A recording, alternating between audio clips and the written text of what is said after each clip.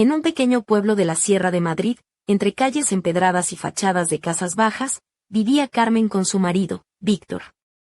Su hogar era una modesta vivienda de ladrillo visto, con la pintura desconchada y un suelo que crujía en cada paso.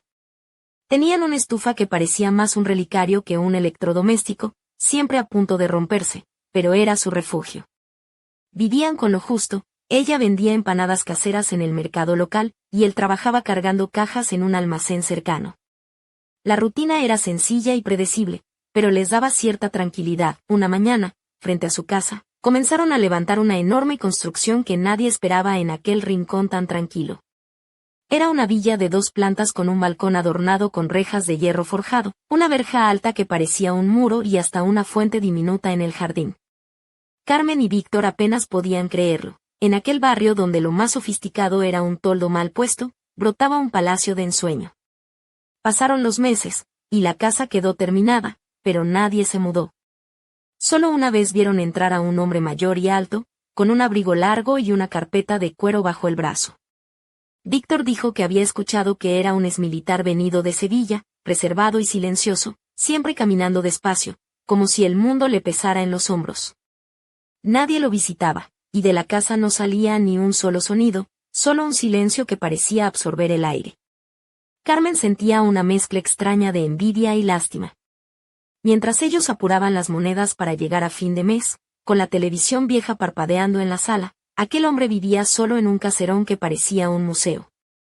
A menudo, en la cocina, Carmen se preguntaba en voz baja, ¿para qué quiere alguien una casa tan grande si no hay vida en ella? Las facturas se acumulaban y la presión aumentaba. Las deudas de gas y la hipoteca apretaban el cuello. Un día, bromeando, Carmen le dijo a Víctor, ¿y si le pido trabajo? Está solo, quizá necesite ayuda con la casa. Víctor primero se rió, pero cuando a la mañana siguiente les cortaron el agua, se encogió de hombros y dijo, haz lo que quieras, peor no puede ser. Carmen se preparó durante horas, escogiendo el vestido más sencillo y limpio que tenía, un vestido azul claro con un corte modesto, que le llegaba justo a la rodilla. Se recogió el cabello en un moño apretado y se puso unos pendientes de plata en forma de estrella, regalo de su boda. Con el corazón en un puño, cruzó la calle hacia la villa misteriosa. Cuando el hombre abrió la puerta, Carmen se quedó paralizada. Sus ojos, oscuros y profundos, parecían leerla con una intensidad que la hizo sentir desnuda, aunque llevaba su vestido más recatado. Se presentó, explicó que vivía enfrente y que buscaba trabajo para limpiar o cocinar, cualquier cosa. El hombre guardó silencio tanto tiempo que Carmen ya pensaba que la rechazaría, pero al fin asintió despacio. Mañana a las 10, empezamos, dijo con voz grave y se desvaneció entre las sombras del vestíbulo. Carmen regresó a casa flotando sobre una nube. Víctor la miró con una mezcla de escepticismo y curiosidad. ¿De verdad te ha aceptado? Sí, mañana es el primer día, respondió ella, abrazándolo sin darse cuenta. Aquella noche Carmen no pudo dormir. Imaginaba las habitaciones del enorme caserón, los techos altos y las escaleras talladas. Sentía que un nuevo capítulo comenzaba, extraño y aterrador, pero con una pizca de esperanza. Al amanecer, se vistió con una falda gris que le llegaba a la rodilla y un suéter ajustado del color del asfalto mojado, comprado en el mercadillo con un préstamo anticipado. Su aspecto era sencillo, pero más elegante que de costumbre. Se hizo una coleta baja y se pintó los labios con un tono discreto, intentando no llamar demasiado la atención. Al entrar en la casa, el interior la dejó sin aliento, suelos de parqué que brillaban como espejos pulidos, una escalera tallada en madera oscura y techos altísimos que hacían eco a cada sonido. El hombre la condujo a la cocina y le mostró dónde estaban los trapos y productos de limpieza. Hazlo a tu manera. No me entrometo, dijo antes de retirarse a un despacho oscuro. Así comenzó aquella extraña relación, envuelta en un silencio absoluto donde solo la música de sus pasos y el roce de las telas rompían la quietud. Mientras limpiaba, ella sentía que él la observaba con ojos intensos y medidos, sin maldad pero con una curiosidad que la ponía nerviosa. A veces, cuando se agachaba para limpiar bajo los muebles, notaba su presencia detrás de ella, quieto y callado, y un cosquilleo le recorría la espalda. 3 días después, mientras limpiaba las ventanas, él se acercó y dijo, tus manos son cuidadosas, como las de una pianista. Ella sonrió, sorprendida. Siempre quise aprender, pero nunca pudimos pagar una escuela de música. Él asintió y, por primera vez, una sombra de emoción cruzó su rostro. Le contó que tenía un viejo piano de cola en su casa en Sevilla, traído de Alemania, y que le gustaba escuchar a los niños tocarlo, aunque ahora reinaba el silencio. La palabra Sevilla despertó en Carmen un sentimiento lejano, casi como un sueño. Y allí estaba él, en aquel pequeño pueblo, en su mundo silencioso y solitario. ¿Extrañas el ruido?, preguntó ella tímidamente. Él cerró el álbum de fotos con imágenes amarillentas de soldados, estepas y tiendas de campaña, y no respondió. Aquella noche, Carmen soñó que estaba en la enorme habitación, de pie junto a la ventana, con un pañuelo al cuello y tacones altos. Él se acercó por detrás y con una mano cálida le acarició la nuca. Un escalofrío recorrió su cuerpo. Se despertó sudando, no de miedo, sino de algo mucho más profundo.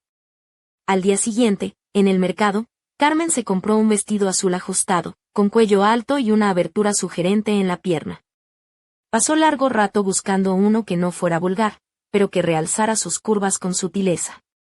Bajo el vestido llevaba ropa interior de encaje color piel. Al mirarse en el espejo pensó, ¿cuánto has cambiado, Carmen? Al llegar a la villa, él esperaba en el vestíbulo, y la miró de arriba a abajo. Un color interesante. Me recuerda al atardecer en el desierto, comentó, con una voz que parecía acariciar las palabras. Ella sonrió, deseando algo nuevo, aunque no sabía qué. Él no dijo nada más, solo abrió la puerta de la biblioteca. La habitación estaba casi vacía, con un sofá y una alfombra polvorienta. Siéntate. Necesito hablar contigo, ordenó con calma.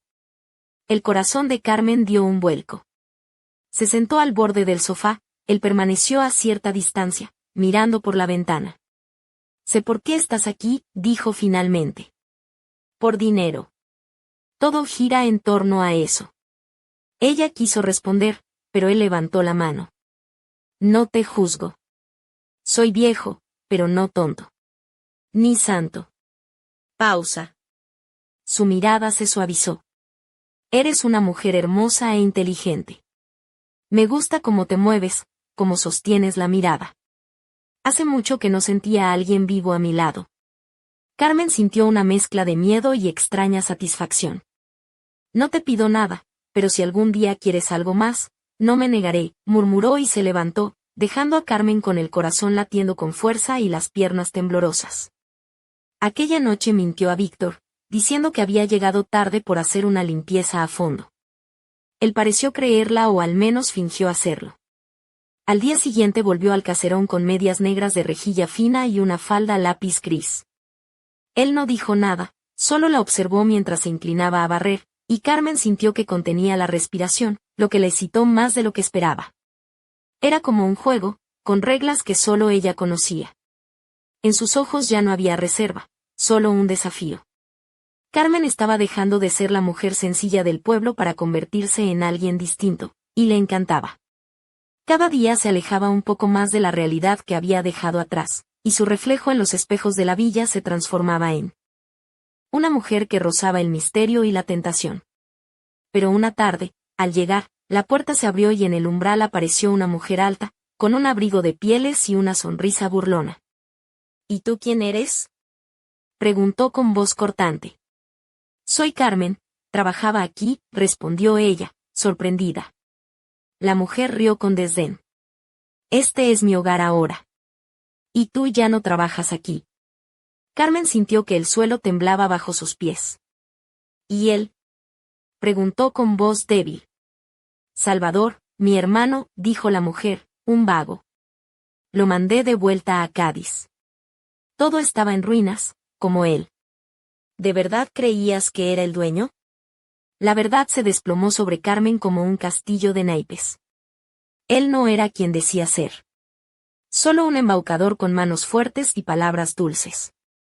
Los relojes, los vestidos, las promesas, todo un teatro grotesco. Y ella, una ingenua espectadora que se había dejado engañar por la ilusión. Caminó lentamente hacia su casa, como en un sueño, con el corazón roto y la mente en caos. Víctor le esperaba, preparando el té. ¿Cómo te fue hoy?, preguntó sin mirarla. Carmen se quitó los tacones y se dejó caer en el sillón, sintiendo que había perdido mucho más que un empleo. Porque aquel hombre no era nadie. Y ella tampoco. Pero la villa seguía allí, y con ella, una pregunta que latía en la oscuridad: ¿qué secretos ocultaba realmente aquel lugar? Los días siguientes fueron un torbellino de silencio y miradas esquivas. Carmen intentaba recomponer su rutina, pero la sombra de Salvador, el falso dueño, seguía acechando cada rincón de su mente. Víctor, aunque tranquilo en apariencia, parecía más distante, como si guardara un secreto que no se atrevía a compartir. Una tarde, mientras Carmen compraba en la plaza del pueblo, escuchó en la terraza del bar una conversación que le heló la sangre. Dos hombres mayores comentaban sobre un escándalo reciente, un estafador que había desaparecido dejando tras de sí un rastro de deudas impagadas y promesas rotas. Mencionaban una villa abandonada en las afueras, y el nombre de Salvador surgió entre murmullos. Con el corazón en un puño, Carmen decidió que debía volver a la casa, a ese lugar que ahora parecía más una prisión que un refugio. Quería encontrar respuestas, quería entender cómo había sido engañada tan profundamente. Al llegar, la verja estaba entreabierta. El jardín, antes cuidado, ahora estaba cubierto de maleza y hojas secas. La fuente apenas murmuraba, y la casa parecía una carcasa vacía y fría. Carmen cruzó el umbral con pasos temblorosos, llamando en vano. No había nadie.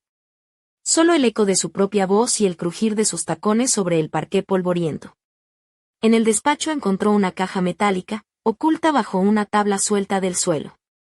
Dentro había papeles amarillentos, cartas con sellos antiguos y fotografías que mostraban a Salvador en uniformes militares, en lugares que ella no reconocía, pero que parecían formar parte de una vida que no había vivido. Entre las cartas, una nota manuscrita llamó su atención: el tiempo es un ladrón, pero la verdad, una cárcel. De repente, un ruido sordo viniendo del sótano la hizo girar. Bajó las escaleras con cautela, la luz apenas alumbraba el espacio oscuro lleno de cajas y polvo. Allí, en un rincón, encontró un reloj de pared detenido, con las agujas marcando las 10:10, la hora en que ella había comenzado a trabajar. Mientras intentaba descifrar el significado, una figura apareció en la puerta del sótano, una sombra que no esperaba. Carmen contuvo el aliento. No deberías estar aquí, dijo una voz profunda y familiar, pero diferente, como si el hombre fuera otro, aunque con los mismos ojos penetrantes. Era Salvador, o quizá alguien más, alguien que guardaba secretos aún más oscuros y que parecía dispuesto a mantenerlos enterrados a toda costa. Carmen supo entonces que su historia con aquella villa estaba lejos de terminar. El misterio acababa de comenzar. Las manos de Carmen temblaban mientras la figura se acercaba en la penumbra del sótano. El hombre, con el rostro parcialmente oculto por la sombra, llevaba un abrigo oscuro que parecía absorber la poca luz del lugar. Sus ojos, antes llenos de melancolía, ahora brillaban con una intensidad fría y calculadora. ¿Quién eres realmente?, preguntó Carmen con voz firme, aunque por dentro sentía que su corazón golpeaba con fuerza contra sus costillas. Él sonrió, una sonrisa que no llegaba a sus ojos, y apoyó la espalda contra la pared, cruzando los brazos. ¿No te lo he contado todo?, respondió con un tono que mezclaba desafío y cansancio. Este lugar es más que una casa, y yo no soy el hombre que creías. Carmen frunció el ceño, tratando de ordenar las piezas del rompecabezas. ¿Entonces qué eres? ¿Un estafador? ¿Un mentiroso? ¿Por qué fingiste ser alguien que no eras? Él bajó la mirada y suspiró profundamente. No fue solo por mí. Hubo razones que escapaban a mi control. Pero quizás tú puedas entenderlo si te abro un poco la verdad. En ese momento, el hombre se acercó y sacó de su abrigo un viejo reloj de bolsillo, con grabados finos y una cadena de plata. Lo abrió lentamente, mostrando una inscripción: para el tiempo que perdimos y el que aún nos queda. Este reloj perteneció a mi padre, continuó. Fue un hombre honesto, pero atrapado en una vida que no eligió. Yo quise cambiar mi destino, pero terminé atrapado en una mentira que ni yo mismo puedo deshacer. Carmen sintió una mezcla de compasión y sospecha que la confundió. ¿Y qué quieres de mí?, preguntó con cautela. Él la miró intensamente, como si evaluara si podía confiar en ella. Quiero que me ayudes a encontrar la verdad que se esconde detrás de esta casa, de mi pasado, y tal vez, de nosotros. Un silencio pesado llenó el sótano, roto solo por el tic-tac lejano de un reloj que parecía marcar el inicio de una historia mucho más profunda y peligrosa. Carmen sabía que aceptar esa propuesta significaba adentrarse en un mundo oscuro, donde cada respuesta podría traer más preguntas y peligros. Pero también comprendió que, de alguna manera, ese misterio la había elegido a ella. Al salir del sótano, la noche ya había caído sobre el pueblo. Las luces de las farolas parpadeaban y el viento arrastraba hojas secas por las calles vacías.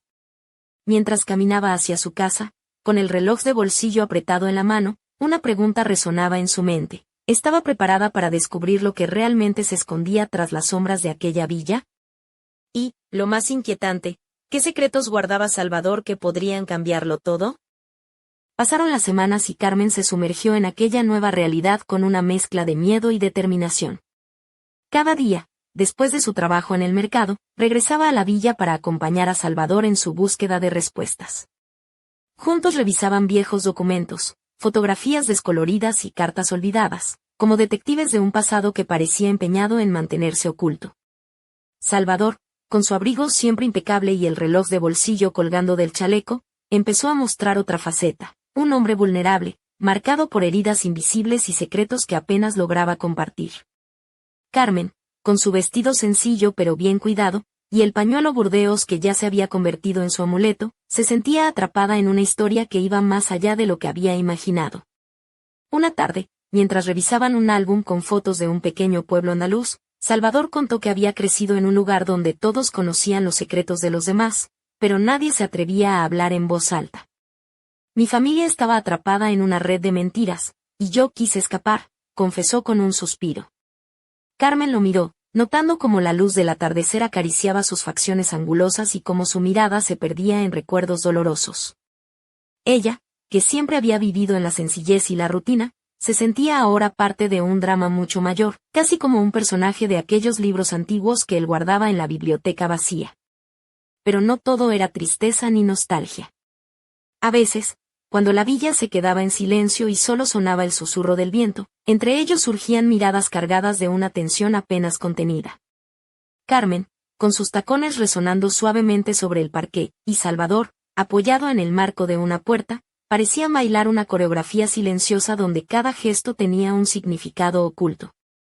Una noche, al terminar de ordenar unos papeles en el despacho, Carmen encontró un sobre lacrado con un emblema desconocido.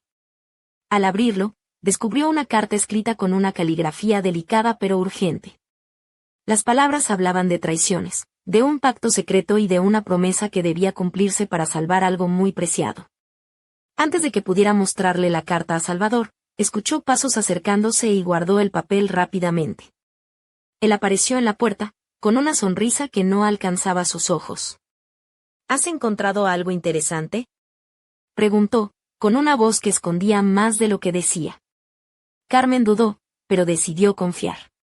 Le mostró la carta, observando cómo su expresión cambiaba, oscureciéndose por un instante. Esto explica muchas cosas, murmuró. Pero también nos pone en peligro. El aire en la habitación se volvió denso, cargado de un secreto que pesaba más que cualquier otra cosa. En ese instante, un golpe seco resonó en la planta baja. Los dos se miraron con rapidez, conscientes de que alguien más estaba en la casa, alguien que no esperaba ser descubierto. Sin mediar palabra, se dirigieron hacia la puerta del vestíbulo, donde la sombra de un desconocido se perfilaba bajo la luz mortecina. Parece que nuestro juego apenas comienza, susurró Salvador, mientras Carmen apretaba el pañuelo burdeos contra su pecho, preparándose para lo que vendría. La figura en la entrada permanecía inmóvil, envuelta en un abrigo grueso que ocultaba su rostro bajo una capucha. Sus ojos brillaban con una mezcla de desafío y amenaza, mientras una mano se apoyaba sobre la empuñadura de un objeto que Carmen no alcanzaba a distinguir en la penumbra. Salvador dio un paso adelante, con la mirada fija y la voz firme. ¿Quién eres y qué buscas aquí? El desconocido soltó una carcajada baja, casi burlona, que reverberó en las paredes del vestíbulo. No soy más que un mensajero, pero mis noticias no os van a gustar. La verdad que buscáis tiene un precio, y otros ya están dispuestos a pagarlo. Carmen sintió como el corazón le latía con fuerza, mezclando miedo y adrenalina. El pañuelo burdeos le apretaba el pecho como un amuleto, recordándole que no estaba sola. ¿Qué precio?, preguntó ella, con voz temblorosa pero decidida. El hombre sacó de su abrigo un sobresellado con cera roja, idéntico al que Carmen había encontrado en la carta. Esto es solo el comienzo. Si seguís adelante, cruzaréis una línea de la que no hay retorno. Salvador intercambió una mirada rápida con Carmen, luego se volvió hacia el intruso. No tenemos miedo.